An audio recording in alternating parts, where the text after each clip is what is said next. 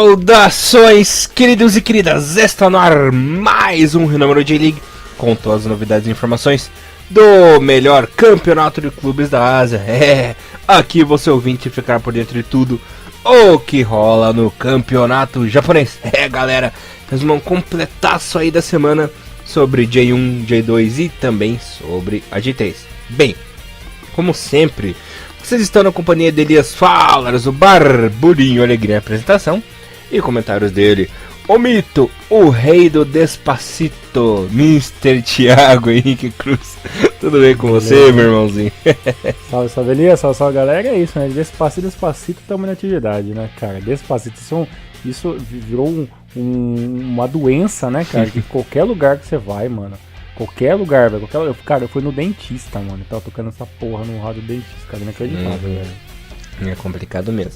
Tem até uma rádio aqui em Curitiba chamada Ouro Verde, sabe? E nela toca só clássico, anos 60, 50, 70, 80, 90, um pouquinho do 2000 comecinho. E do nada toca Despacito, cara. E do nada um Despacito, entendi. Olha, é complicado. Poderia ser pior, poderia ser Missilã, né? Então, né? Pode ser pior, né? Então, contando Despacito, tamo ok. Né? Nada tão ruim que não possa piorar, né? Exato. Falando de Despacito, Mr. querido Elias, de passo em passo, aconteceu a Suruga Bank, né? E que foi um jogo lento. Foi uma suruba reversa, né? Por assim dizer. Exato, foi muito legal ver a Chapeco jogando. Semana passada ela jogou contra Barcelona, né? Ia ser muito difícil ganhar. E essa última terça-feira, né? Tivemos aí a Suruga Bank e a Elias. Acompanhou? Gostou? Foi o que você esperava? Qual é? Olha, eu não vi o jogo na íntegra, mas até... No YouTube. Vou dar uma olhadinha. Quiser ver. Sim, quem não assistiu na íntegra é interessantinho ver. Não vou falar que perderam muita coisa, que seria mentira, né? O jogo foi muito abaixo. Foi um jogo muito ruim tecnicamente. O público eu esperava um pouco mais, né, no Saitama. Não deu nem 12 mil pessoas, né? Não deu nem 12 mil. Para um estádio como o Saitama, fica uns buracos, né? Mas assim, era o time do Urawa contra um time desconhecido, né? Que entrou muito no mainstream aí por causa da tragédia, infelizmente, tudo mais lá. Mas não chamou tanto o público de fora, né? Fora os japoneses mesmo, né? Mas os que foram muito solícitos, tiveram homenagens, né? Mural verde da torcida do Urawa e tudo mais, e com faixas em português. Então foi uma festa bonita, mas que infelizmente não voltou ao estádio. E antes de eu começar a minha opinião aqui, eu queria agradecer o pessoal lá de Chapecó, Thiagão. Verdade. Do jornal lá do Diário de Iguaçu, que entraram em contato comigo para eu acabar fazendo uma matéria prévia, né, de como é o pessoal que não conhece tanto, claro, tem os nossos fãs e tal, mas o pessoal assim que não acompanha o futebol japonês, não conhece muitos clubes, eles entraram em contato comigo para saber sobre o Urawa, como era o time, formação tática, essas coisas, e eu dei uma palhinha para eles, dei uma forcinha para lá, e mandei um resumão completaço do Urawa, né? O que se esperar do time, como que podia neutralizar a equipe. Deixaremos links isso. Aqui no nosso vídeo. Sim, senhor, matéria completinha sobre o Urawa. Deixaremos aí na descrição do vídeo pra vocês darem uma olhadinha, né? Agradeço aí o pessoal lá do Diário do Iguaçu de Chapecó. Fica o nosso grande abraço para toda a mídia esportiva de Chapecó, até porque entrar em contato com o Renômero, né, com o Elias, né, então é diferente do nosso público que já está acostumado, alguém de fora que vê, então é sempre bom a gente ter o nosso trabalho, no caso o Elias, né, que é o nosso repórter esportivo oficial, né, licenciado e tudo mais, então é muito bom a gente ter esse trabalho reconhecido, né, Elias, que é difícil, né, ainda mais sobre um nicho, sobre o futebol japonês, quando surge essas oportunidades, né? Então assim, a gente fica muito feliz. Eu fico feliz pelo Elias, o Elias fica feliz pelo programa e todo mundo fica muito feliz e é nóis. Aproveitamos e já divulgamos o Renômero por aí do mundo, né? Sabe como é que é? E é isso aí, né, cara? Então, e também temos ouvintes novos recentemente que entram em contato com a gente, né? Que nos adiciona no Facebook. Então, para toda a galera que tá chegando na família Renômero, fica aí o nosso grande abraço e nosso muito obrigado. Falando sobre o jogo, Elias, eu não acordei de manhã pra ver, eu vi depois na íntegra no YouTube, depois vocês podem colocar Chapecoense versus Urawa Reds aí, que tem tantos highlights quanto o jogo normal, tá? Um primeiro tempo, já vou dizer aqui bem rapidamente, foi um jogo muito abaixo, como eu disse. um primeiro tempo muito interessante, onde para mim o grande destaque do Urawa foi o Kashiwagi, né, com 2 lançamentos sensacionais, o Kashiwagi inspiradíssimo nessa partida. Uma coisa que mudou um pouco, né? O Kuroki no banco, né? Eu esperava o Kuroki como centroavante dessa partida, né? Mas não a troca só, de técnico. Não só o Kuroki, Thiagão, mas a equipe do Ural entrou praticamente com um time em reserva, né? Exato. Muito jogador. Sem Nishikawa, né? Uhum. Mas umas mudanças interessantes. Maurício, sem o Endo, né? O Maurício que entrou no miolo da zaga no lugar do Endo, né? Foi uma boa partida. Isso. Com a saída do Sekine, realmente o Komai virou o titular da equipe mesmo. Já foi um teste aí pro jovem garoto, né? O Gadin jogando muito bem, por mais eu não sou muito fã do jogador, mas ali meio que se consolidando como o ponta esquerdo do time, né? Lulu como titular também, né? E isso foi uma coisa que chamou minha atenção. Eu não esperava o Lubianchite voltar a ser o titular do time do Ural, ainda mais porque o Kuroki ele não vem fazendo partidas tão ruins. Talvez, também, o time do Ural todo tá uma tiriça esse campeonato. Mas o Kuroki tá sempre fazendo gols, né? Então, ele é um cara que você espera que ele entre, porque ele tem muito mais mobilidade do que o Zlatan ali, que ele é muito mais lento, né? Mas com a troca de técnico, o Kuroki foi quitado do time, né? Olha, eu acho que foi assim, como o Urawa jogou no fim de semana, eu acho que o treinador lá não quis forçar tanto a forma física de alguns jogadores, e acabou fazendo essa mescla, né? Para não esgotar justamente pra J-League, né? Foi o meu raciocínio, eu acho, né? Pode ser, até por causa que na rodada do meio de semana, o time, obviamente que o time do Urawa não jogou, né? Porque ele já tinha até adiantado que foi o jogo contra o Cereço, né? Na verdade, jogou. Jogou? Não, no final de semana não, na rodada 22, acho que não, eu tô ficando doido. Jogou na quarta, teve Jogou. a rodada, ganhou inclusive.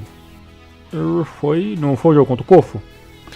Ah, é eu que tô come cocô aqui. Na rodada 21 que foi no dia 9. Na rodada do dia 13, que é a rodada 22, a Ural não jogou.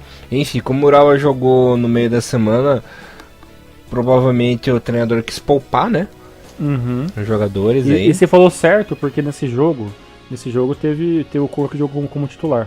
Aí, viu? E jogou basicamente até os 79 minutos, quando foi substituído pelo Lee. Ou seja, no último jogo nem o Lubianchite jogou, né? Ele entrou nesse, né? Deixa eu falar uma pergunta pra você, Elias. Você acha que essa troca de técnico, essa troca de jogadores, essa poupagem, foi meio por uma questão técnica? Ou talvez que o time do Urawa meio que entrou meio não muito interessado no jogo? Porque assim, então, a Suga bem ela dá um dinheiro bom pro vencedor.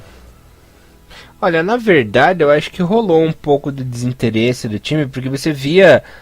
pelo que eu pude acompanhar, você via um Urawa na marcha lenta, ali jogando devagar, indo de boa, fazendo o corpo mole. Tanto que o Urawa ganhou por 1-0 num pênalti que aconteceu no finalzinho do jogo. E o Lulu, né, ele disse que não foi pênalti. Ele assumiu na hora, não foi pênalti, eu que caí, assumo que caí, não sei o quê. E o juiz tava convicto do que ele acabou apitando, e mesmo assim marcou pênalti. O Abe falou que fez gol no finalzinho, né? Eu não gostei muito da arbitragem. A gente quase nunca fala de árbitros aqui, né, no número, né? Mas os árbitros coreanos que foram ali os responsáveis pela partida, percebi eles assim meio... tem alguns encontrões que não marcaram, né? Demorou muito para ter cartão no jogo, né? Obviamente o futebol japonês ele não é um jogo muito faltoso, né? Mas você via ali que o Rafael Silva teve alguns embates com os jogadores brasileiros, talvez ele por falar a própria língua, então a galera chegou um pouco mais duro, porque ele era uma referência no ataque do Urawa, né? E teve uma marcação especial nesse jogo, mas eu percebi que talvez deixaram o jogo correr demais, assim, né? E talvez não é muito bom, até porque se deixa o jogo correr demais e um jogador do Urawa se machuca, né? Tinha jogadores importantes, né? Como titular desse jogo, né? Mas se machuca o Muto, se machuca o Makino, né, cara, seria um problema, né, o próprio Rafael Silva, né, então eu acho que o jogo deixaram, a gente gosta de jogo corrido, mas eu acho que nesse jogo contra a Chape, acho que essa galera da Suga bem que contratou escalou ali os árbitros que deixaram o jogo correr demais, né, cara, porque se a galera assistir um jogo da Liga Sul-Coreana, por exemplo, o pau come, cara, é que nem Liga Australiana. A galera quebra demais, se machuca demais, tanto que os times coreanos têm lá uma lista de de jogadores que se machucam em jogo muito maior do que a J-League, né? Então isso é muito derivado desse futebol mais pegado desse jeito, né? Mais europeu de se arbitrariar o jogo, né? Deixar o jogo mais corrido, né? Então, mas o bom é que ele acabou ninguém se machucando, mas se comparar o jogo da Chape contra o time do Barcelona, você vê que a Chape estava um pouco mais solta no jogo, né? Teve um pouco mais algumas chances com a Podi, com o Pinilha, que é o jogador novo e tudo mais ali, mas o primeiro tempo foi lento. Quando vocês viram o jogo, vocês vão concordar com a gente. No segundo tempo, melhorou um pouquinho ali, né? O Túlio de Mello teve uma chance um pouco a mais, o Arthur Kaique, que jogou pela ponta direita, também apareceu um pouco mais. E só que aí a Chape acabou não conseguindo impor o mando de jogo, não conseguiu chegar ao gol, às vezes por pequenos detalhes e porque a zaga do Ural jogou muito bem. E no final teve aí esse possível pênalti, que pra mim eu marcaria se eu fosse juiz, sinceramente, porque realmente apareceu o impacto ali contra o Lubianchit, mas no final das contas o pênalti aconteceu, né? Gol do Abi, vitória do Ural, mas mesmo assim a Chapecoense finaliza esse tour na Europa, né? Esse tour no mundo todo, que fez ali três amistosos, não sei qual foi o time que eles perderam. Perderam pra... Qual que é o time que eles jogaram mesmo? O Lyon e Barcelona. Isso, perdeu pro Lyon, perdeu o Barcelona, e aí também acabou perdendo nesse jogo contra o Ural, que talvez foi o jogo ali que talvez o time da Chapecoense tinha mais chances, e só que tanto interessante, né? A Chapecoense, com um time praticamente full, teve dificuldade de jogar com o mistão do Urawa, né? Então a gente percebe que talvez no Campeonato Brasileiro a Chape tenha problemas aí nesse campeonato para conseguir se manter com o bom futebol. Mas é extremamente plausível e até dá para se entender também, porque a Chapecoense é um time em reconstrução, né? Então obviamente não vai estar jogando aquele futebol fino, né, que jogava muito bem no ano passado, antes, infelizmente, da tragédia de 2016. Na verdade a Chapecoense, claro, tinha um time bom no passado, mas era mais a força do conjunto do que o talento em si, né? Era um time que jogava certinho e tal. Infelizmente, esse novo time da Chapecoense que eles montaram para 2017 peca muito nessa parte técnica, né, Thiagão? Não é um time tão raçudo como o da temporada passada. Porque não tinha nenhum craque no ano passado, né? Não tem cara. Mas o time jogava muito bem juntinho, né? Que é aqueles 11 que funcionavam, né, cara? E tinha uma organização tática, né? Sim, o Caio Júnior sabia fazer muito bem isso no time. Né? Essa organização tática e tal. Coisa que o Wagner Mancini estava até conseguindo. Só que eu achei que a diretoria se precipitou um pouco, né, em mandar o Mancini embora tão cedo. Concordo. E agora tá colhendo os frutos azedos, né, da demissão. E esse tour aí da Chapecoense foi tão prejudicial nos jogos, tanto no Brasileirão, né, porque depois desses jogos a Chape tá na zona do rebaixamento agora, né.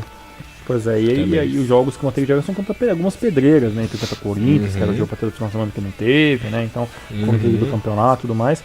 Então a gente espera que pelo menos essa grana que a Chapecoense conseguiu nisso sirva, obviamente, primeiro para dar o auxílio para as famílias, que tem esses problemas judiciais aí, que a gente não vai entrar em detalhes porque não faz parte de Nomaru isso, e também para tentar reestruturar o time para pelo menos ter algumas peças boas de reposição. Acho que isso falta para a Chapecoense, né? Peças de reposição quanto aqueles 11 não funcionam. E isso tinha o ano passado, claro, não com craques, mas com jogadores que sabiam jogar. Então, ou seja, se você tirava um, entrava outro que fazia basicamente a mesma coisa, né? Aqui na Chapecoense não. Quando saiu ali, sei lá, se entrou o Pinilha para entrar o Wellington Paulista, você percebe que depois por ser um jogador um pouco mais velho, ele tinha uma mobilidade ali muito diferente, né? Então você vê que quebrava um pouco do ritmo de Chapecoense, né? E por esses fatores e também pela pouca falta de tempo que eles tiveram para se adaptar ao horário de jogar no Japão e tudo mais, e as viagens são cansativas, o futebol em si da equipe acabou sendo prejudicado, né? E comparando ao estilo japonês, o Chapecoense do ano passado lembrava muito o Sagan, né? Que é um time que não tem craques, mas tem um time que joga coletivo, joga bonitinho, tem equipe titular, tem jogadores bons do banco, assim. Comparando com o futebol japonês, lembra muito. Faz todo sentido. E a parte boa, né, vendo assim pelo lado japonês da coisa, ter uma equipe japonesa vencendo, né, e voltando a vencer na Suruga Bank, e vencendo um time de fora, dá uma moralzinha pro nosso futebol. Tudo bem, não venceu a equipe top do futebol brasileiro, por isso não, porque a Superliga não é o top do campeonato brasileiro, mas ainda é uma vitória, né, ainda e isso conta pro currículo dural, conta pro currículo do futebol japonês, e dá meio que uma moralzinha ali para possíveis nomes jogarem do Japão e para fora de lá também, né? Até porque o time japonês não vencia a Suruga desde 2014, né? Pois é, exatamente. E um detalhe, né? O Kashima jogou várias vezes, ganhou, o Rei Sol ganhou, e o Gamba continua com a sua sina de perder pros argentinos, né? Cata todas as buchas, né? Que o time do Gamba acabou pegando ali, que foi o Arsenal em 2008, depois em 2015, quando pegou o River Plate, acabou tomando nabo nas duas, né? E agora, com essa vitória do Urawa, o time do Japão já consegue o seu 6º título da Suruga Bank, né? Que é um valor aceitável, né? Considerando que é o histórico da Copa de 2008 pra frente, né? Claro, né? E um detalhe que com essa vitória aí, agora já são 6-4, né? 6 vitórias para clubes japoneses contra 4 de times da América do Sul. E tem que continuar assim, né? Como a Suruga Bank é de casa, nós temos que continuar vencendo ela com certeza. Exatamente. Bom, Thiagão, indo pra J-League agora? Bora lá. Antes de falarmos aí sobre a 22ª rodada, eu vou falar rapidinho os resultados da 21ª, que teve rodada no meio da semana, galera. Como tá passando rápido, cara? Como tá passando rápido, velho? Rapaz do céu, 22 rodadas. Faltam aí agora só 12 para acabar o campeonato. Cara, tá muito rápido, velho. As coisas. Então, assim, o Elias até falou em off, né? Que é pra gente não lembrar em passar no programa. Preste atenção que tem jogo toda semana, final de semana e meio de semana, cara. Senão vocês vão perder as rodadas, que eu às vezes fico meio perdido nelas também. É por isso que eu acabei saindo do bolão do grupo. Exato. Que nem eu sei mais quando eu tô colocando, não. Incrivelmente eu tô em segundo ainda, mas vamos lá. Ele podia estar em primeiro, né? Pô. Rubinho, né? Lembro uma semana depois, o bolão. Puta, que merda. Enfim, galera, os jogos do meio da semana foram os seguintes. Sanfrecce e Gamba ficaram 2-2, o Kobe perdeu em casa pro Kashima por 2-1, o Shimizu surpreendeu, bateu em casa o Cereço por 3-2, quebrando uma sequência aí da cerejinha, né? O Albirex perdeu pro Frontale em casa 2-0, tá fudido. O Kofu perdeu pro Urawa em casa por 1-0. Rei Sol e Sagan ficaram no 0-0, por variar, Sagan empatando. O Miya perdeu pro Tokyo por 2-1. Sendai e Júbilo ficaram no 0-0. E o Consadole aí acabou quebrando sua sequência, né? Perdeu mais uma pro Marinos pelo placar de 2-0. E agora, com essa derrota, volta a encostar na ZR. Tiagão, quer falar alguma coisinha desses jogos aí? Pois é, cara, desses jogos tem uma coisa interessante, claro. A derrota, né, do Cereço, né? O Shimizu quebra a invencibilidade, que é muito importante para o campeonato. E isso fez com que a vitória do Kashima desse ao Kashima a liderança do campeonato e voltasse a colocar a pressão toda no Cereço, né? Então isso foi muito interessante. E esse jogo do Gamba e do Sanfrecce Hiroshima, o empate também, foi um resultado interessante para o Sanfrecce Hiroshima, né? Que ainda continua lutando para sair da zona do rebaixamento, continuou lutando ali. Jogou muito melhor que o time do Gamba, merecia vencer. E se tivesse vencido, a gente estaria falando hoje, talvez, no Sanfrecce Hiroshima fora da zona de rebaixamento ali, ou basicamente muito perto ali, junto com o Sapporo, de estar saindo até na próxima rodada. Mas a mudança de técnico e talvez a mudança de mentalidade do time pode estar colocando frutos futuramente, né?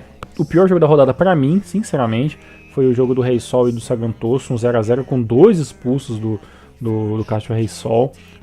Um jogo onde o time do Rei Sol tinha tudo para vencer, acabou se perdendo, né? Acabou tendo 2 expulsos, e ter saído com um ponto foi basicamente um milagre, né? E claro, a vitória do Kashima acima do Kobe, né? Que deu aí basicamente uma pequena vantagenzinha ali de 2 pontos em cima do Cereço Osaka, claro, né, que depois eles tiveram jogos no meio da semana, mas aí, né, os dois acabaram se dando mal. Mais alguma coisinha que você queira falar aí? Bora pra rodada 22. Beleza, galera, a rodada 22 pegou fogo e temos aí os seguintes resultados. Nos clássicos desesperados, né, Sapporo e Kofu ficaram no 1-1, os dois se complicando, encostando ali na zona do rebaixamento já, resultado péssimo para esses dois times. O Sapporo bem que tentou, né? Mas no jogo pegado ali, acabaram ficando no empate. O nosso querido Botroid, né, que agora está na equipe do Sapporo, fez seu golzinho, fazendo bonitinho aí, né, da vida. Ainda no começo do primeiro tempo, né, Thiagão? Mas aí o querido Abe, com uma assistência do Wilson, foi lá e empatou o jogo e deu números finais à peleja, Thiagão. 1-1. O Botroid, que tem um dado curioso, né? Ele já atuou por 3 partidas aí na equipe do Sapporo, já marcou 2 gols, né? Caramba! Uhum. Olha o Botroid, quando a gente achou que não ia virar mais nada. Pois é, e ele até jogou pouco, né? Porque estamos aí na mais da metade da competição, só 3 jogos, né? Mas nesses 3 jogos já fez 2 gols. Pô, o ano passado, né? Onde o Botroid tava jogando no ano passado mesmo? No Júbilo. No Jubiluato. No Jubiluato ainda tava aquela tiriça, né? Típico, né? Típico.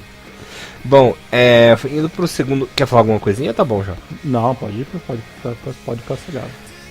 No jogo massacre da rodada, quem tava indo bem acabou levando outra invertida, né, Thiagão? Foi a equipe dos times, né? Ele jogou tão bem contra o Cereço. E acabou levando. Isso aí é o famoso empata foda, né? Empatou a foda do Cereço pra voltar ao normal na outra rodada. Levou um nabo de 4-1 em casa, rapaz, pro Rei Sol. Só que jogou mal a última partida, agora desencanta de uma maneira inacreditável, né? Coisa de Japão, né? É sempre assim, cara. Sim. O Cristiano, pra variar, anotando 2 golzinhos. Taketomi e Ito pra equipe do Rei Sol. E o Kamata, né? Tentando salvar um pouco da vergonha que foi jogar em casa. Mas não adiantou. 4-1 em casa, Rei Sol atropelando a equipe do Shimizu. Rei Sol que pelo menos com esse empate, com essa vitória aí, não se afasta tanto do pelotão da frente, né? Porque a equipe tem 42 pontos na 5ª colocação. E a primeira equipe, que é o Marinos, que tá ali na zona da CL, tem 43, né? Então serviu pra dar aquela animada de novo. Vamos ver. O time se mantém vivo ainda, como eu falei, matematicamente, se a gente catar metade da tabela, tem chances reais de lutar até o final do campeonato pelo próprio campeonato e por ACL, né, que é os times japoneses almejam muito, né, e tem mesmo que fazer isso. Mas assim, eu ainda vejo o time do Rei Sol jogando assim bem por fora mesmo do campeonato. Não vejo o Rei Sol lutando pelo campeonato, mas sim por uma vaga na CL, até porque o time do Rei Sol ele ainda é um pouco inconsistente, né? Ele não perdia basicamente 4 rodadas, mas também empatou e venceu, né? É um time que precisaria ter uma sequência maior de vitórias para colocar um pouquinho de pressão nos primeiros colocados, mas não é impossível, né? Ter um Rei Sol novamente, uma vaga na série não é nada assim muito fora da curva, mas o time precisaria, né, melhorar ali o seu setor ofensivo para conseguir fazer um pouco mais de gols e manter essa pressão maior. Só para a gente não passar batido, no jogo do Sagantoso, que foi a rodada 21, os jogadores do Rei Sol que foram expulsos foram o centroavante Diego, né, e o meio-campista o Kim Bo-young, né. Então, por incrível que pareça, os únicos cartões amarelos e vermelhos para os jogadores do Rei Sol foram para o centroavante e o meio ofensivo, né. Por que caralhas esses dois tomaram cartão, né? Porque zagueiro... tipo isso, porque zagueiro e volante que tomar cartão amarelo, não. Aí o centroavante e o camisa 10, o volante do time, volante não, e o armador do time toma cartão, né? Então, sou eu jogando FIFA, né? Do nada tá o centroavante dando um carrinho não louco Acontece, né? Acontece. E rapaz do céu, Shunsuke Nakamura destruindo a equipe do Gamba, que deu com o Gamba lá em Suíta. 2-0 pro Júbilo, vitória fora de casa. Hein? Que despencada do Gamba. Três rodadas sem vencer, sendo dessas 3, 2 derrotas. Bom, Nakamura deu 2 assistências, né, pro Ori e o Adailton marcarem seus golzinhos. Com o resultado, o Júbilo ultrapassou o Gamba, né? Agora o Júbilo que tá fazendo uma campanha bem surpreendente, né? Pra quem quase que caiu ano passado, tá em 6º lugar agora com 38 pontos. É uma campanha muito boa, né? Conseguiu, pelo menos por enquanto, tá dando a volta por cima e fazendo uma pontuação boa no campeonato. Exatamente, o Júbilo teve aquele deslize que a gente pode chamar de deslize, né? Mas não é um resultado nada muito maluco, que foi o jogo onde o Júbilo perdeu pro Sanfrecce Hiroshima, né? Depois daquela rodada 20 foi um empate na rodada passada 0x0 contra o Vegeta Sendai, que tinha todas as chances de vencer e tá melhor ainda na tabela, e agora volta a vencer contra um time forte para dar moral para a equipe. E nesse jogo teve até uma coisa interessante, né? Uma coisa engraçada, né? O Endo, que é o Yasuhito Endo, que é um dos grão-mestres do Gamba Osaka, deu uma entrada meio criminosa no Nakamura, e quase que o Nakamura, que já não tem joelho, já meio zoado já, quase que o Nakamura volta pra enfermaria, porque deu ali um susto, ali o jogo parou por momentos, teve atendimento e tudo mais, mas até onde eu consegui ver informações, o jogador do Jibiliwata não se machucou, o grande Shusuke Nakamura, mas é pra ficar de olho, porque se o Nakamura se machucar, meu amigo, é 6 meses parado, né? Então teve todo esse medo por parte da direção do time do Jibiliwata aí. Pela questão do Gamba, não há muito o que falar, né? O time perdeu o rendimento, né? O último moicano, que é o Hasegawa, consegue manter seu cargo, por um milagre da ciência japonesa. Da ciência japonesa. Não, porque só no Japão. O Hasegawa perdeu o cargo antes do Petrovic, é um milagre, né? E nesse momento o Gamba tá aí basicamente 3 pontos na frente do Ural, que é o 8º, né? E tá vendo a corrida pela ACL ficar um pouco longe, né? Já tem uma diferençazinha meio chata para tirar aí os próximos colocados, se o Gamba quiser pensar em ACL, porque senão não vai surpreender se no final do ano o Gamba estiver fora da competição entre os países asiáticos. Dá para reverter a situação? Claro que dá. O time tá tão ruim? Claro que não, né? A defesa do Gamba, por exemplo, ela não é tão pior contra a do Rei Sol, que está em quinto lugar. Mas o ataque do Gamba é muito melhor do que o Rei Sol. Mas a diferença ali entre as equipes de pontuação estão grandes, né? O Rei Sol 42, Gamba 36. Então o time do Rei Sol, que até então, algumas rodadas atrás, estava passando vergonha, conseguir uma recuperação rápida, talvez o Gamba consiga, mas aí vai depender talvez de uma mudança de postura do time, talvez ali tirar um coelho da cartola do Hasegawa, que eu também não acredito muito, né? Então, se eu fosse colocar minhas fichas hoje no Gamba, eu colocaria o Gamba e o Ural, obviamente, fora da série 2018, né? Maravilha, Mr. Thiago Henrique Cruz. E uma coisa que eu queria falar, no clássico dos desesperados na rodada, quem se deu bem foi o Sendai, né? Bateu o Sanfrecce Hiroshima por 1x0 com o gol do Okuno, começo do segundo tempo, né? E acabou usando o detalhe dessa partida, é que mesmo perdendo, o Sendai só teve 48% de posse de bola e o Sanfrecce 52%, né? Hiroshima teve mais escanteios, chutou mais pro gol, cometeu mais faltas, né? E é um time que ficou mais proativo durante a partida, mas saiu como derrotado. Na minha opinião, essa partida, pelo menos um empate, era mais justo, né? Mas, como o Hiroshima tá numa draga, perdeu. Se você for ver pelo lado do Vegeta Sendai, dos últimos 3 jogos, o time perdeu uma, empatou uma e ganhou essa, né? Então somou aí 4 pontos, que é o que eles estão tentando fazer sempre ali, ganhar, empatar, ganhar, perder e empatar, para manter sempre a cada 9 pontos, ganhar 4, né? E os times de baixo continuarem a oscilar, como basicamente do 10º colocado para baixo, são todos os times que oscilam demais, e o time do Kobe está no meio desse rolê todo, e o Sendai também. Então são times que estão sempre lutando no limite, né? Estão sempre tentando tirar o máximo possível, ganhar 2 se for possível, ficar 3, 4 partidas sem perder, até para os times continuarem pontuando, né? Porque o primeiro time que para de pontuar fodeu, né? Porque se você for ver, o Sendai já tem 26, né? Enquanto o Omiya, que ali é o último na ZL ali, tem 19, né? Então já são uma diferença de 7 pontos. Né, para os times de baixo tirarem essa diferença do Sendai é difícil, né, porque o Sendai não é um time que perde por qualquer jogo. Por mais que o time do Hiroshima tenha procurado mais a bola, né, digamos que foi mais eficiente, né, o time do Sendai nessa partida, né, 1x0 magro, obviamente, mas o time do Sanfrecce Hiroshima, que tem essa mania de querer manter bastante a posse de bola, acabou não fazendo nada com ela, né? É uma pena, porque se o Sendai tivesse se o Hiroshima tivesse vencido essa partida, ele estaria a 1 ponto do Omiya, né? Então, para uma próxima partida, ele colocaria toda a pressão para o time do Omiya ganhar, né? E a gente sabe que o time do Omiya ficou aí quantas partidas sem vencer no campeonato, né?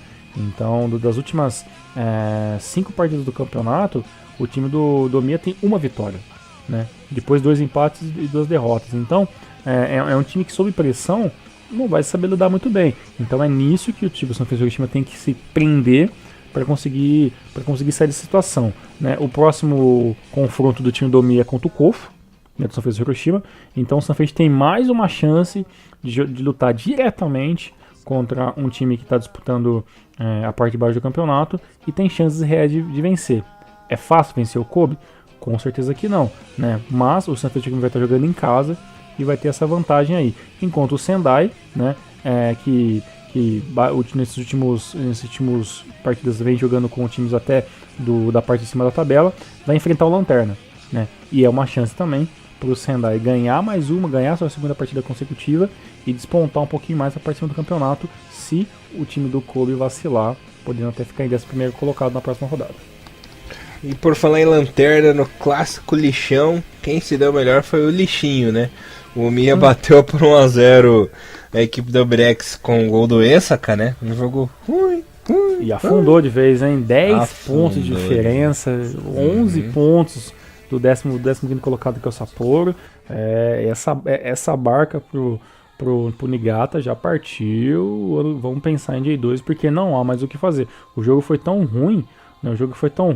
Que os dois times tiveram 50% de posse de bola, né? Então, assim, o Omiya nem para ter o desprazer, né, de manter uma posse de bola e lutar mais. Não, o time do Omiya fez o gol, o time do Oberex ficou numa maluquice inacreditável de chutão e de lançamento para a área, né? Tentaram até gol olímpico, né? Não sei com que ideia é essa. E, bem, o jogo foi ali um mar de horrores, né, cara? E não é à toa que o Niigata tá em último colocado do campeonato. E sabe quantos chutes a gol a equipe do Omiya chutou, assim, com objetivo pro gol? Quantos? 2. Gente, tá difícil, hein?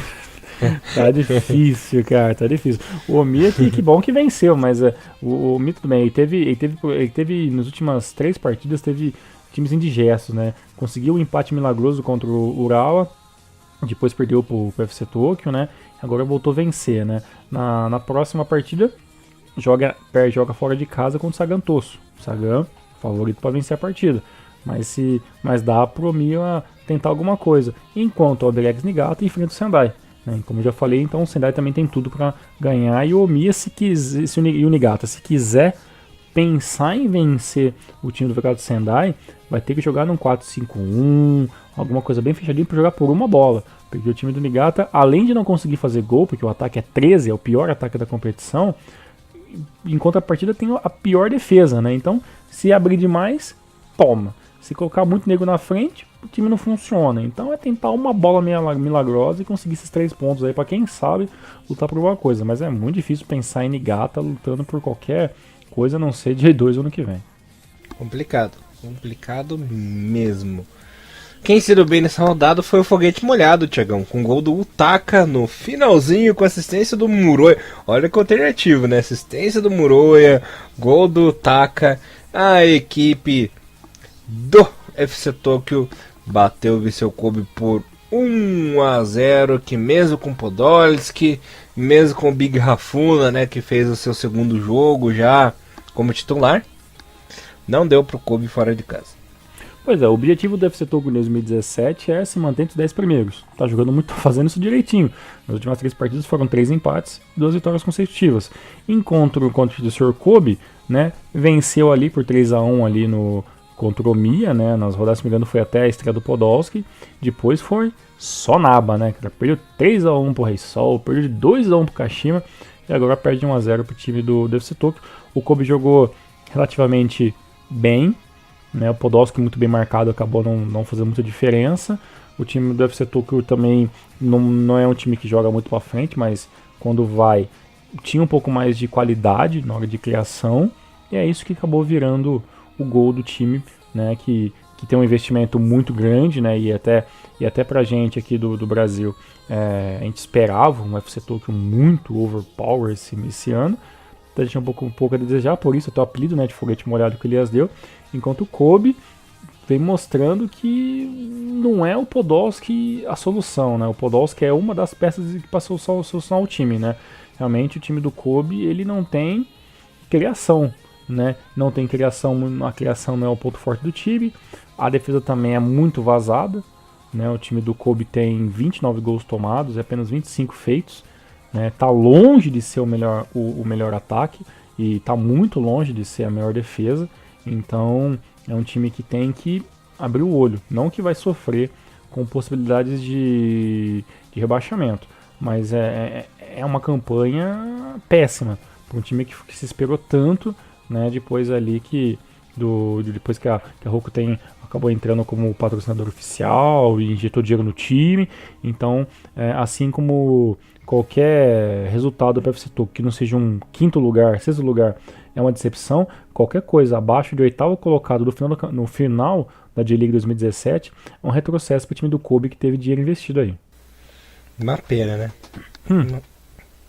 Mas é a vida, né? É a vida, o dinheiro não faz bons times, né? Então o dinheiro compra bons jogadores, né? Mas transformar esses bons jogadores em um time, aí são outros 500, né? Aí vai dar sorte também, né? Sim, bastante sorte. O exemplo da Chapecoense que você falou, né? Um time modesto no passado que jogava muito, né? Não tinha muito. Talvez o maior nome do time ali seria o Caio Júnior, que é o treinador, né? É bem isso mesmo. E quem tá com sorte nesse campeonato, por enquanto, que tá se dando bem com um time modesto, é o Frontale, rapaz, que dessa vez bateu o líder Kashima Antlers por 3-1, chegou a abrir 3-0, né, com gol contra o Nishi, o Abe fazendo seu golzinho e o Ienaga marcando o terceiro, e levou um golzinho no fim do Suzuki, né, mas foi um time guerreiro, foi um time que mereceu a vitória. Olha, teve 57% de posse de bola, atacou o jogo inteiro. Com essa vitória, a equipe do Frontale encosta no G3, né, Thiagão? Tem 42 pontinhos, apenas um pontinho ali do Marinos, que é o primeiro, ali da parte classificatória, e a 2 do Cerezo, que é o segundo colocado, né? Então tem 4 pontinhos de diferença do Kashima, que é o líder. Então foi super importante essa vitória da equipe do Frontale para dar aquela respirada, para dar aquela empolgada. Será que agora vai? Então, esse teoricamente foi o jogo mais importante da rodada, porque como o Seiya já tinha jogado contra o Urawa, o time do Kashima tinha a possibilidade de meter 5 pontos em cima do segundo colocado vencendo. Tudo bem que jogar contra o Frontale nunca é fácil, é uma equipe que não é o classe A, mas está ali sempre lutando para se tornar uma equipe gigante dentro do futebol japonês. O time do Kashima tem essa tendência, né, de às vezes dar umas vaciladas, né, e quando vacila o time do Kashima tem uns apagões inacreditáveis, né, como você falou, abriu 3-0, né, eu não sei o que o Nishi foi fazer ele para conseguir fazer aquele gol contra, foi um mixture de posicionamento errado, com pouca afobação e tudo mais, e o time do Frontale consegue pontos importantes, né, vai com certeza colocar fogo nessa parte intermediária ali que luta por ACL. A gente sabe que lutar por campeonato é um pouco difícil, né? O time do Frontale, para mim, que esperava muito título no passado, vejo hoje o time um pouco mais limitado, né? Alguns jogadores que ano passado foram sensações, hoje já são algumas de alguns jogos, né?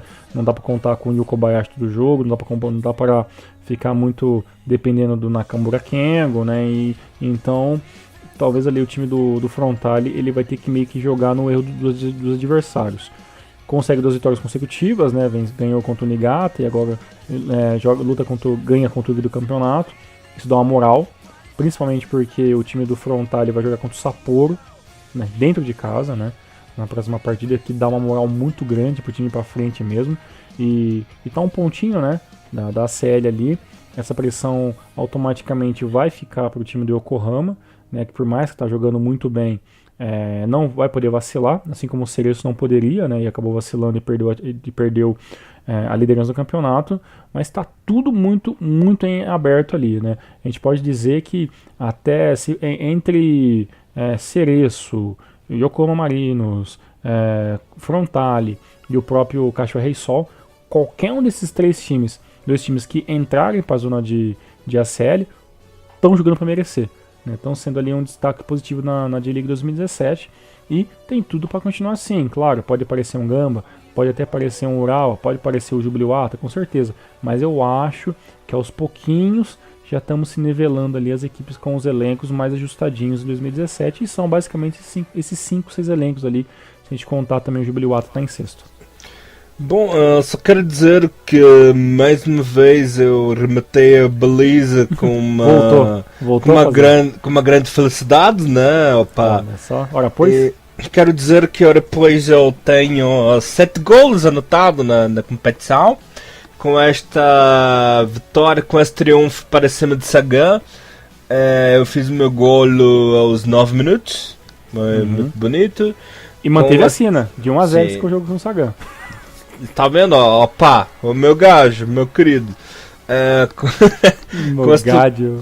Com esta vitória, eu deixo os meus putos, os meus raparigos, na bicha ali do G3. Estamos ali na terceira.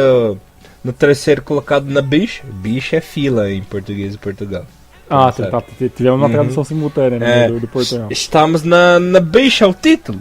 Queremos ser os grandes triunfantes da competição. Muito bom. Inacreditável. O Vieira, ele teve uma boa chance no jogo, aos 9 minutos do primeiro tempo, e fez o gol. Ele não fez mais nada o jogo todo. Mas ele fez o gol. Então isso coloca ele como destaque do Marinos. Mas isso troféu bacalhau da rodada pro Hugo Vieira. Bacalhau, como não pode ser pra outra pessoa. Porque assim, o Marinos ele teve uma grande chance no primeiro tempo. Foi o gol aos 9 minutos. Tanto que o Vieira foi substituído pelo Togashi aos 80 e lá vai varada. E assim, no segundo tempo, você só viu o Saito, o Amano e talvez ali até o Marquinhos tentando alguma coisa. As bolas não chegaram mais no Vieira. Então chegou uma e ele fez. Então, cara, um cara desse, ele merece tudo. Porque é o seguinte, ele teve uma chance e fez. Então ele tá 100% como fala? De aproveitamento. Né? Então, tá bom, né? Se vocês forem ver no final do ano, peguem os resultados dos times do Yokohama, e muitos dos gols que foram feitos no primeiro tempo foram feitos do Vieira. E muitos desses jogos ele fez só aquilo. Mas tá bom. Foi contratado para isso. A função dele. É a função dele. O Podolski, que foi contratado por muito mais caro que o Vieira, não tá fazendo tanto, né? Claro que o Vieira se adaptou com uma velocidade inacreditável, né? Assim como o portunhol do Elisa se adapta a uma maneira inacreditável. Então os outros chamou até de Gádio hoje, inacreditável isso.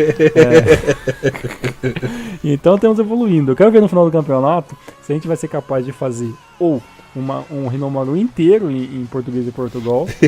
Português PT, né? Português PT. Ou se no final do campeonato a gente vai ter o Vieira como aí o craque da liga e o artilheiro, com certeza o artilheiro do Yokohama vai ser. Quero ver se o Vieira vai conseguir ser ali o artilheiro da D-League, seria sensacional. Aí a gente faz um programa inteiro só com música de português de Portugal e com sotaque. O Hugo Vieira que é o português voador, né? Português voador, é tipo isso mesmo. Tem o holandês, o norueguês, sei lá, esse dia atrás você falou aí.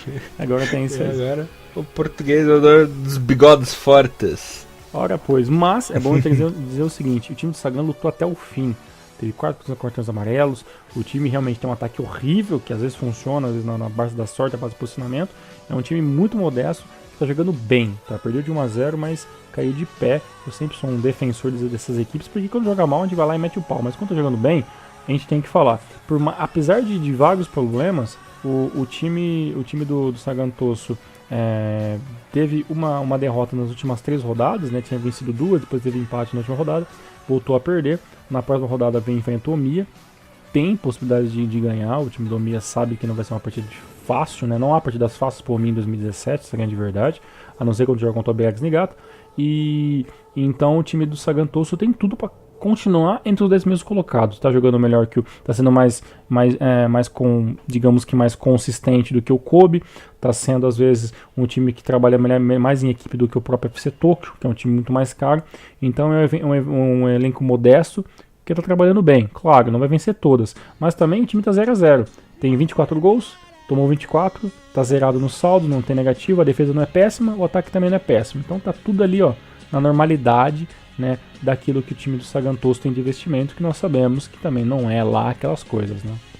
Maravilha, Mr. Thiago Henrique Cruz. Deixa eu passar rapidinho aqui como que ficou a tabela no campeonato e os artilheiros. Bom, líder ainda é o Kashima Antlers com 46 pontinhos, seguido do Cereço Osaka com 44 e o Marinos com 43. As equipes estariam classificadas para a CL. Lembrando que o Marinos foi a única equipe aí do G3 que venceu essa rodada, né? Pra você ver.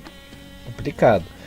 E na parte de baixo da tabela, temos em 16º o Omiya com 19 pontinhos, Sanfrecce de Hiroshima em 17º com 15, e na 18ª e última colocação, o Omiya com apenas 9 pontinhos, e desse Z3 aí, a única equipe que venceu foi o Omiya, né? Então, para você ver como tá fogo o negócio. Artilharia, o nosso querido Shinzo Kuroki do Urawa tem 13, é o líder. Seguido de Sugimoto do Cereço com 13 também. Cristiano do Rei Sol com 10. E Yu Kobayashi do Frontale e o Abe do Kawasaki também com 9 golzinhos. Mr. Thiago Cruz, bora pra J2? Bora pra J2, última informação, rodada 23 no dia 19/8, nesse final de semana, sabadão, e rodada 24 no outro final de semana. Nessa próxima semana não vai ter rodada no meio da semana, então rodada 23 no dia 19 e rodada 24 no dia 26 de agosto. Maravilha, Mr. Thiago Cruz. Bom, a J2 teve sua 28ª rodada, já olha só o tempo passando, hein? Com os seguintes resultados. A equipe do Mito Hollyhock bateu o Kyoto Sanga por 2-0. Jeff United perdeu em casa pro Belmari por 1-0. Matida 3, Nagoya 4, né? Um jogo aí dos 1 milhão de gols, né? Mais uma vez. A equipe do Nagoya nos presenciando com vários gols. Já aconteceu recentemente na rodada passada, se eu não me engano, né? Foram 7 gols também. 6, 7, foi 6-1, se não me engano, né? Bem isso mesmo. Com o Nagoya, né? O Matsumoto bateu por 3-2 o Montedio. Tsuegen Kanazawa perdeu pro Tokushima por 4-0. Fadiano perdeu pro Ehime por 1-0. O Renofa, olha o Renofa, ganhou! Bateu os Aspa por 3-2. Kamatamare 1, Yokohama FC 0. O Avispinha, olha só, hein? Depois de um bom tempo, perdeu em casa pro Fifari Nagasaki por 1-0. Russell, Kumamoto e Gifu ficaram no 0-0 e o Oita perdeu para o Verde em casa por 2-0. O que tá acontecendo com esses jogos do Nagoya, cara? Que não para de sair um gol atrás do outro. Pois é, né? O Nagoya prendeu o caminho do gol, né? Apesar que quase perdeu, né? Foi um 4-3 ali e o Matida Zelda no final continuou matando pressão, né? E só uma coisa antes de você comentar isso aí. Olha só os últimos jogos do Nagoya pro pessoal ter uma ideia, né? Que o Nagoya realmente achou o caminho do gol. No dia 6 bateu a equipe do Ehime por 7-4. No dia 12 venceu por 5-2 o Matsumoto. E agora teve essa outra goleada, né, cara? Olha só, então são 17 gols em 3 jogos, cara. Pensa. E outra, são 54 gols no campeonato até o momento, né? É o time que mais faz gols, é o time artilheiro. Em compensação, uma coisa negativa, né? O time do Nagoya ele tomou 44 gols, cara. Basicamente mais do dobro dos dois primeiros colocados, que é o Shunan e o Fukuoka, né? Que tomaram 21 gols cada um deles. Então, o time do Nagoya aprendeu a prender gols. Não é que aprendeu, né? O time conseguiu um esquema tático onde os gols saem com uma facilidade melhor. Isso é ótimo, isso é muito ótimo. No entanto, o time tem tomado muitos gols, né? Por exemplo, ele fez quantos gols nas últimas rodadas? Foram 16 gols nas últimas 3 rodadas. Em compensação, nas últimas 3 rodadas, ele tomou 4, 5, 6, 7, 8, 9, 10. Tomou 10 gols. Né? Então, o time que faz muitos gols, mas também está tomando muitos gols. Né? Então, às vezes, o time agora do Nagoya tem que acertar esse esquema da defesa, né? Que talvez não seja na defesa, também seria mais o meio, os volantes, a partir dos volantes ali, né? Porque se você tem ali um time que dá um embate interessante ali no meio do caminho, isso dá uma ajudadinha para quando esses atacantes tentarem chegar pro gol, eles já estarem um pouco mais alertas, né? O time do Nagoya é um time que tem um ataque respeitado, mas não tem a defesa tanto, né? Então talvez falta esse pequeno detalhe. Mas é nítido que comparado com o Nagoya do ano passado, é um time com uma postura completamente diferente. Né? É um futebol muito voltado para o ataque, e isso é muito bom. Né? ainda mais porque os estados estão chegando. Vamos ver se o time do Nagoya Grampus consegue colocar uma certa pressão. E, para melhorar mais ainda, a próxima rodada é Nagoya versus a Vista Fukuoka. Né? O Nagoya jogando em casa, né, no dia 20.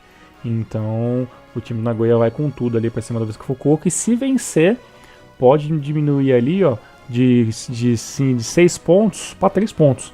Então, se venceu a Vista Fukuoka, pode com uma pressãozinha, quem sabe o Nagoya tá lutando. Mas é difícil, porque o time da Vista Fukuoka também vem jogando certinho. Teve esse pequeno deslize aí, que não é um deslize, né? Essa pequena derrota contra o Iwara Nagasaki, que tem fazendo um campeonato inacreditavelmente bem. Apesar que é o time que quase entrou em falência e tudo mais ali. E é o quinto colocado. E então o time do Vista Fukuoka tá bem colocado, tem um time organizadinho. E o time, talvez esse jogo não vai ser uma chapaletada de gols. Tá? Vai ser, acho que eu chutaria ali um 2-1 ali muito pegado.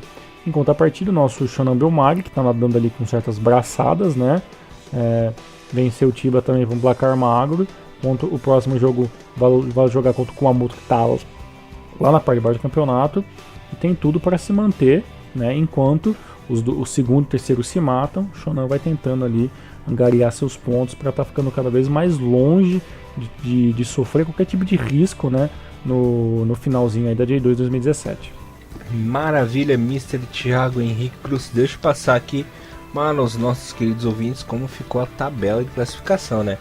Bom, galera, a tabela ficou da seguinte forma: o Shonan Bellmare ainda é o líder, né? Por causa dessas 4 vitórias consecutivas com 59 pontinhos. O Avispa, mesmo perdendo, continua firme ali na segunda colocação, né? Lembrando que essas equipes conseguem o acesso direto à primeira divisão. Na zona do playoff está o Nagoya com 49 pontos na terceira. Em quarto, o Tokushima com 47. Quinto, o Fifari Nagasaki com 47 também. E em sexto, o Verde com 43. Mas ó, prestem atenção, até o 13º colocado o povo tem chance de subir. Porque Mito tem 43, Matsumoto tem 42, Yokohama FC, Jeff United, Fadiano Kayama, que até o 11º colocado tem 42 pontos também. E o Oita com 41 e o Montedio com 41 também em 13º também tem chance de subir, né? Então é muito embolado, tem muito campeonato pela frente ainda e vai pegar fogo. Estariam sendo rebaixados no momento o Renault Yamaguchi, que depois de um tempão foi ganhar, né? Tem 22 pontinhos. E o Zaspa na última colocação com 14. E a classificação de artilheiros é a seguinte: nosso querido Abdul Layab, né, soberano no Yokohama FC, tem 19 golzinhos, seguido do Wellington da Vispa com 15, o Atari do Tokushima com 15 e o Goto do Oita com 13. Mais alguma coisa, meu querido Thiagão? Muito bem, perfeito, vamos esperar, né? Como você falou, até o 10º tanto aí tem chances para lutar. Vai acontecer muita coisa, vai mudar muita coisa. Mas eu quero ver o seguinte: eu quero saber se nessa pegada, quando é que vamos ter o primeiro e o segundo colocado fixos na J1, né? Porque se o campeonato tem essa diferença toda, dificilmente a gente vai ver o Vista Fukuoka disparar com uma facilidade muito grande. E talvez nos últimos anos, talvez essa J2 vai ser a que mais vai demorar ali para ter esses resultados tão próximos, né? É legal pelo campeonato, mostra que as equipes, por mais que nem todas, na verdade, a J2 toda ali são equipes que têm um certo patrocínio, mas nenhuma nada em dinheiro, né? Então a base do campeonato japonês vem se solidificando muito bem, e com certeza os jogadores que se destacarem nessa temporada nos times da J2 vão acabar consequentemente conseguindo talvez vagas em bons times no ano que vem. E em contrapartida, vamos ver se o time do Renofa consegue agora, conseguir uma vitória, continuar, né, essa empreitada para conseguir, né? Porque apesar de ter ficado cacetada de jogos sem vencer e ganhado finalmente, né, na próxima partida, apesar que vai enfrentar uma baita de uma bucha, né, que é o time deixa eu ver aqui, que vai jogar contra o Tokushima Vortex, né, ainda está 1 ponto apenas de sair do rebaixamento contra o Kamata Maré, né? Então dá, só tem que continuar jogando ou voltar a jogar o futebol que vou jogar na última partida, um futebol com um pouquinho menos de afobação, né? Quem sabe o Renova pode salvar. Vamos ver o que vai dar, né? Bom, galera, mais uma vez a gente vai ficar devendo a J3, porque o campeonato ainda não voltou, né? pelo menos agora tem datas. Dia 19. E horário, né? Exatamente. Dia Jogos 19. às 5 e às 6 da manhã. Então, vamos ter, já tem as datas pelo menos, já é alguma coisa. Né? E vamos ver o que acontece aí nesse retorno da J3 que ficou aí algumas semaninhas sem. Sim, senhor Mr. Thiago Henrique Cruz. Bom, pessoal, espero que vocês tenham gostado do programa. Voltamos mais na semana que vem com muitas outras atrações. É isso, tenha uma boa semana. Obrigado por você, Thiagão. Valeu, parceiro. É nóis, até semana que vem. Até semana que vem, pessoal. Hinomaru, levando o melhor do futebol japonês pra vocês, galera. Um abraço e até mais. Valeu. Tchau, tchau. Sayonara.